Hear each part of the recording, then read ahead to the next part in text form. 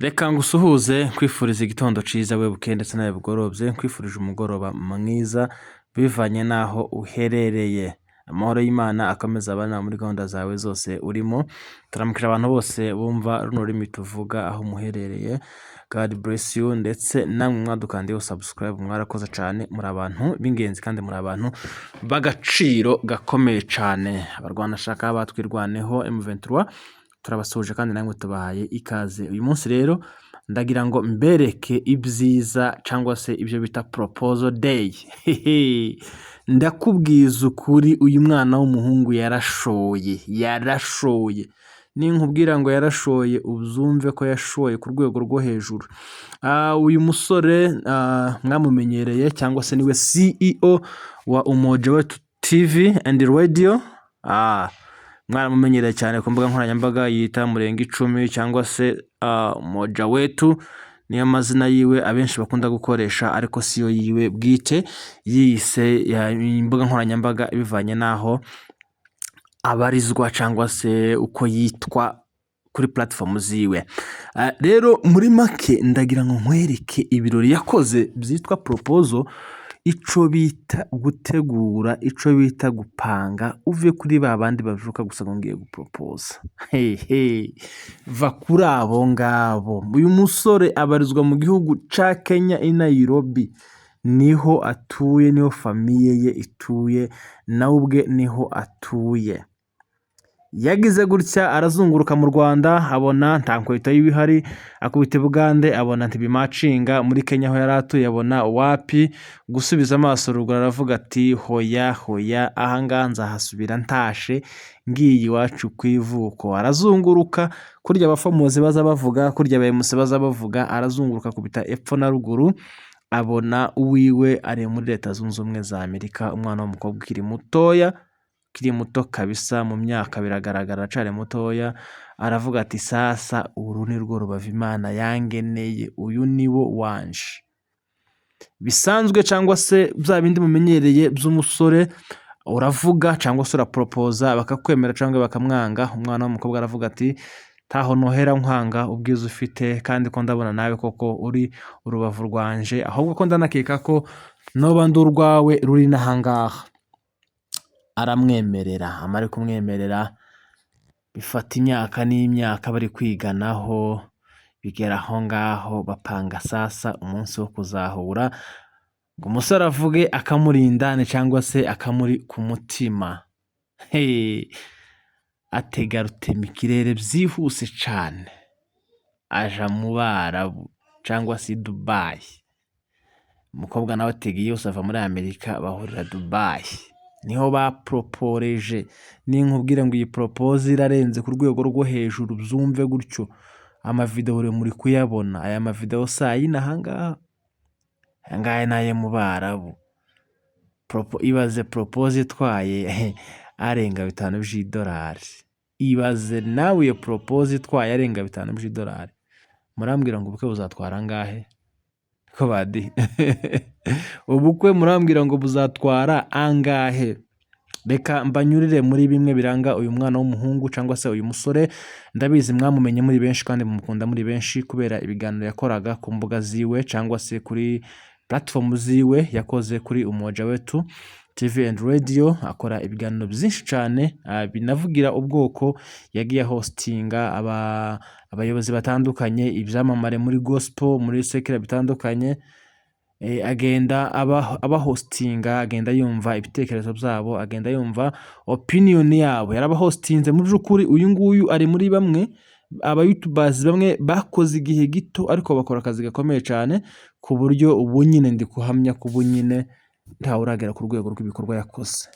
Yakoze ibiganiro byinshi mwagiye mubibona muri Kongo, ibiganiro bye byinshi mwagiye mubibona iriya kuri tele ku rugamba, mwagiye mubona imikorere yiwe, mwagiye mubona ama live yiwe ariho ba Gentil ba Misigaro, ama live yiwe ariho ba Dera, ari muri bamwe bavuganye na Nyarugabo kuri call, bavuga ku bibazo bijanye n'izina Umunyamurenge. Yagiye hostinga abantu benshi batandukanye, pe mu by'ukuri yakoze ibikorwa byinshi by'indashikirwa kandi abikora mu gihe gitoya no mu myaka yiwe mito cyangwa se ikiri mikeya mu mavuko, ariko akora ibikorwa bya bindi bigize yaririmbye ngo umuntu si ubumuntu, umuntu ni ibikorwa. Umugabo si imyaka, umugabo ni ibikorwa. Akora ibikorwa byinshi cyane mwagiye mubibona, kandi ndahamya ko na Umoja Wetu iri mu macano y'Abanyamulenge yagize aba followers cyangwa se abasabu benshi bivanye nuko yibandaga ku bintu by'ubwoko cyane. Arabikora kabisa, aramenyekana, arakundwa ewana. Izina Umunyamulenge kabisa arigeza ku rundi rwego, izina Imurenge arigeza ku rundi rwego. Akora ibikorwa byinshi byiza bitandukanye, yagiye anafasha n'imfubyi mwagiye mubibona. Singiye kuvuga ibikorwa yagiye akora gusa, ndimo mumwibutsa ngira ngo mbabwire ngo umusore wanyu ahisemo kuva iwabo. Hari umugabo wadusekeje ejo bundi ngo iyo ubonye ngo umuhungu ngo karafiyansa ngo agatereta ngo umwana w'umukobwa akamukura iwabo, ababyeyi b'umukobwa baramubwira ati mwana wanje, aha niho twari dushoboye kurera, nawe ahandi yakomerezeho, ngo nico bita propose n'urushako. Nawe nibyo akoze. Rero iyi proposal ye iri mu zahenze cyane, ndakurahiye ntawe ndabona wayikoze pe, muri aba YouTubers bo muri Kenya, muri aba binahangaha tuzi ngo ni abateguzi, hoya ntabo.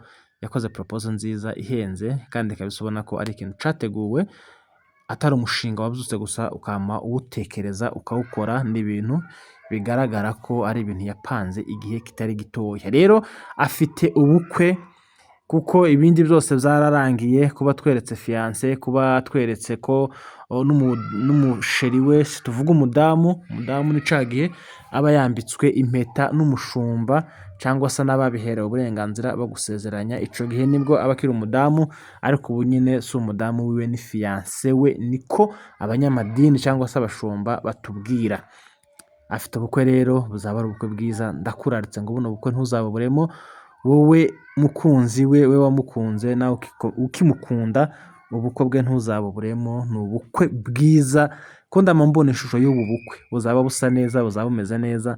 Nimba proposal yarashoreye bingana gutya, bigaragara ko ubukwe ari ikintu noneho ewane kizaba kigeze ku rundi rwego. Mbibutsa ko Umoja Wetu TV and Radio iri cyane ubu nyine yibanze muri Kongo, niho ayikorera mu Minembwe iwacu.